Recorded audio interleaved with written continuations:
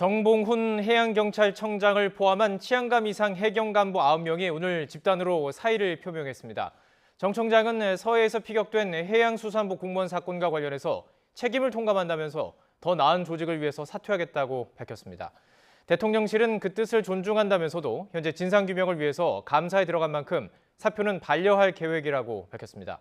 자세한 내용 취재기자 연결해서 알아보겠습니다. 황보혜경 기자. 네, 서해 일부입니다. 네, 어떻게 된 겁니까? 네, 정봉훈 해양경찰청장이 서해 피격 공무원 사건과 관련해 두각적인 책임을 통감한다며 사의를 표명했습니다.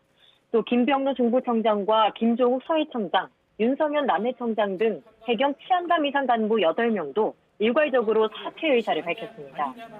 정 청장은 최근 조직에 닥친 위기 앞에서 조직을 지키기 위해 노력했지만 위기를 극복하려면 새로운 지휘부를 구성하는 게 답이라는 결론을 얻었다며 사퇴 이유를 설명했습니다. 해양경찰청은 재작년 9월 서해에서 피격된 해수부 공무원이 월북한 거로 보인다는 수사 결과를 당시 발표했다가 최근 이를 번복해 논란을 빚어왔는데요. 이에 대해 정 청장은 그제 기자회견을 열고 대국민 사과하기도 했습니다.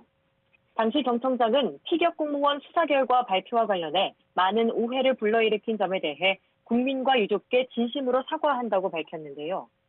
사건 초기엔 국방부 입장과 해경이 자체적으로 확인한 증거에 따라 월북으로 판단했지만 이후 국방부로부터 수사상 필요한 특수정보를 받지 못했다고 설명했습니다. 이 때문에 월북 혐의에 관한 증거 확보가 불가능했고 기존 자료로는 월북 혐의를 입증할 수 없어서 사건을 종결했다고 덧붙였습니다. 자, 이런 이유로 사표를 냈는데 이게 모두 반려될 예정이라고요? 네, 해경지휘부의 일괄 사의 표명과 관련해 대통령실이 입장을 했습니다. 대통령실은 해경지휘부가 책임을 통감하고 사의를 표명한 것으로 안다며 그 뜻을 존중한다고 말했습니다. 다만 현재 서해 피격 공무원 사건에 대해 감사원이 감사에 들어가는 등 진상규명 작업을 진행하고 있는 만큼 이번 일괄 사의는 반려될 예정이라고 설명했습니다. 이와 별도로 유족 측은 이번 일괄 사퇴를 해경 측의 양심 고백으로 받아들인다고 말했는데요.